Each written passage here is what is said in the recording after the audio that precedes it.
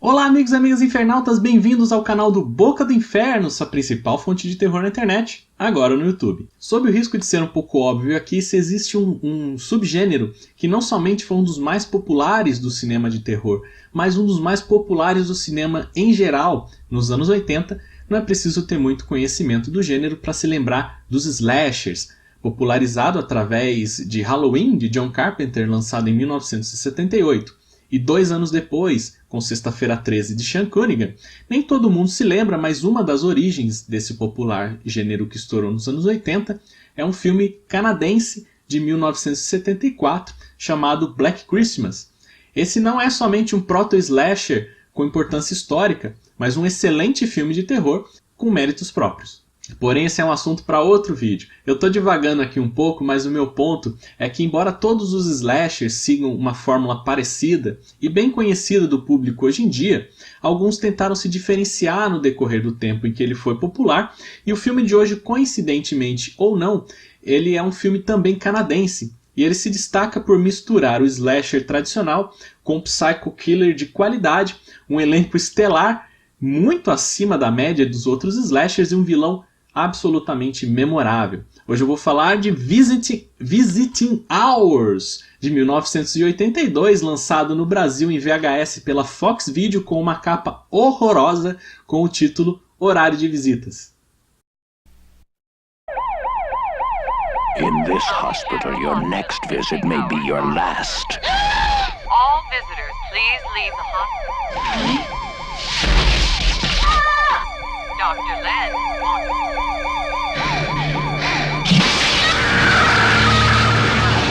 Visiting Hours, so frightening you may never recover.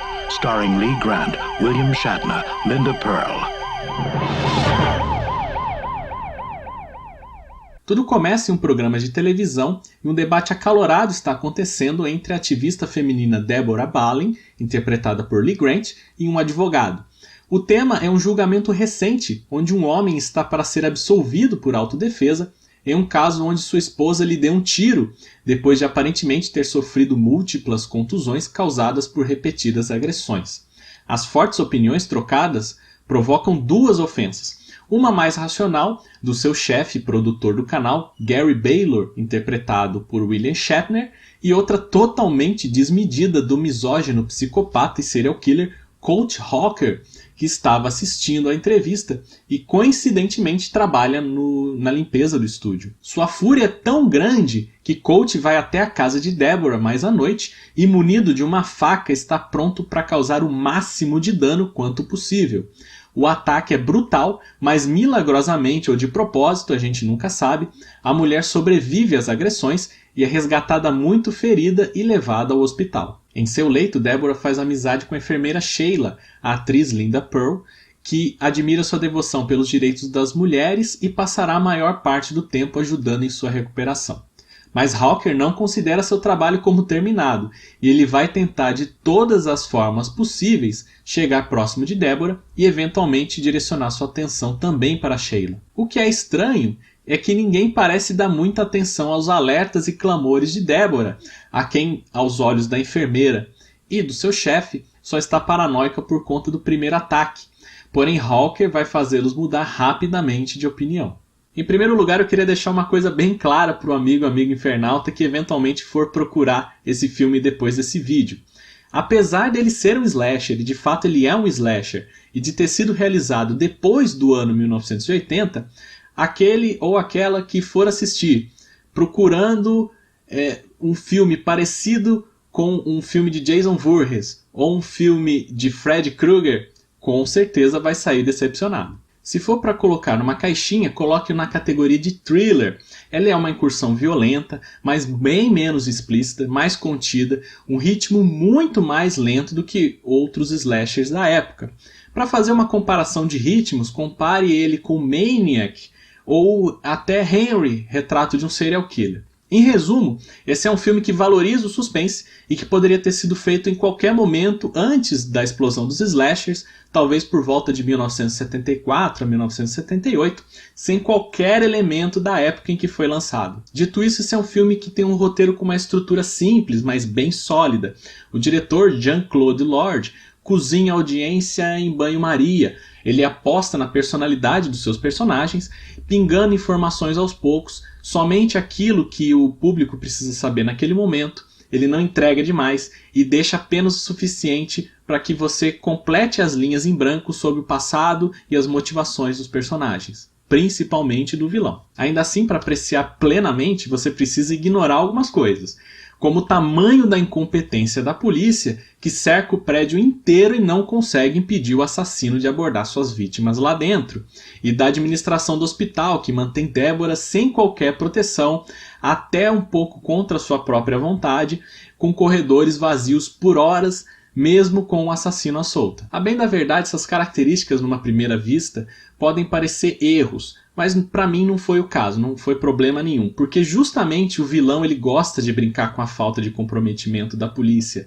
Ele sabe que está sendo perseguido, mas ele tem a certeza da impunidade. Ele tem a certeza que se conseguir se manter incógnito, mais um rosto na multidão, ele vai conseguir encontrar as brechas nesses cercos que a polícia faz, na falha desses atores importantes e burocráticos para conseguir matar mais uma vítima. Tanto é que ele só consegue ser pego quando sua obsessão por Sarah se transforma tão grande, somado às suas inúmeras tentativas frustradas de matá-la, isso acontece no decorrer do filme, isso extrapola o seu senso de autopreservação. Ele não consegue mais se conter e não consegue mais pensar claramente. E é claro que o sucesso do filme só foi possível devido ao excepcional trabalho do ator Michael Ironside, que é mais conhecido da gente pelo seu papel em Scanners, de David Cronenberg. Ele faz um vilão tão bom, mas tão bom que certamente você correria pelo outro lado da rua se você encontrasse com ele na calçada. Suas ações são de um homem transtornado por problemas do passado, mas inteligente e plenamente consciente do seu ódio pelas mulheres, é frio e meticuloso, explosivo e impulsivo dependendo do seu estado e do seu humor. Diferentemente de outros slashers, ele não mata todo mundo que aparece pela frente. A sua imprevisibilidade é a sua maior arma, especialmente para o público, porque o público se pega roendo as unhas tentando entender se ele vai matar aquela pessoa agora, se ele não vai matar. Ele brinca com essas expectativas e o público se pega pensando que ele vai fazer em seguida. O certo é que o filme dá a entender, mas não explicita, isso pode ser só um delírio do nosso vilão, de que ele sofria abusos do pai enquanto era criança, ele sendo um alcoólatra que batia na esposa. Quando a esposa, a mãe dele, cansada dos abusos, jogou uma panela de óleo quente fervente no rosto do marido, o ódio do menino foi transferido para a mãe e a partir daí ele se tornou um misógino maluco, que ainda assim cuida do pai numa casa de repouso com a cara toda estourada. A parte disso, nós vivemos numa época de polarização nas redes sociais.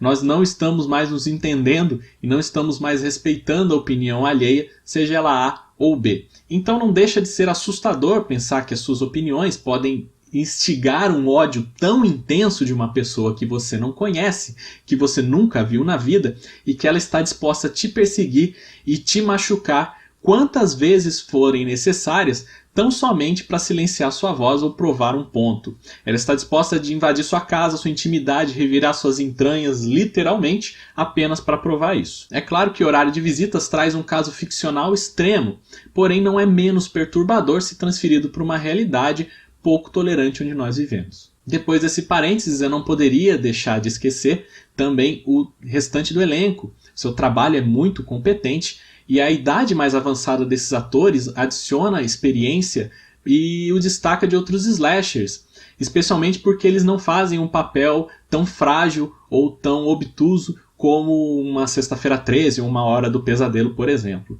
A oscarizada Lee Grant, ela traz uma camada extra de personalidade para uma Final Girl que em um slasher normal seria totalmente insossa.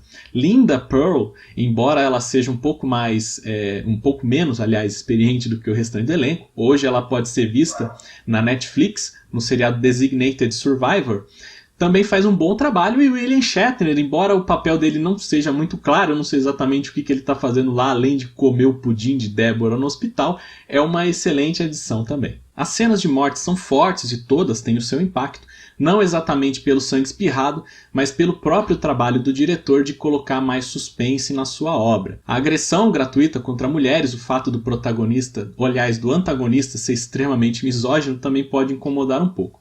Mas ainda assim é espantoso que Horário de Visitas na Inglaterra tenha ido parar na lista dos videonestes de 1984, mesmo apoiado por um elenco respeitado, ter sido lançado por uma grande empresa, uma grande distribuidora, no caso a Fox, e até já ter passado nos cinemas naquela época.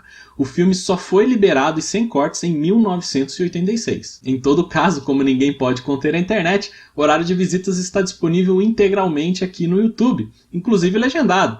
É só procurar, dar uma buscadinha aí. Esse é um filme que vale bastante seu tempo. E por enquanto é só, pessoal. Espero que vocês tenham gostado. Se vocês gostaram e quiser dar uma força para o nosso canal, é muito simples, não custa nada. Dê o seu like, deixe o seu comentário aí embaixo. Não esqueça de colocar sugestões de filmes para as nossas análises. Não esqueça também de compartilhar o vídeo com seus amigos e também de se inscrever, caso ainda não seja na nossa página.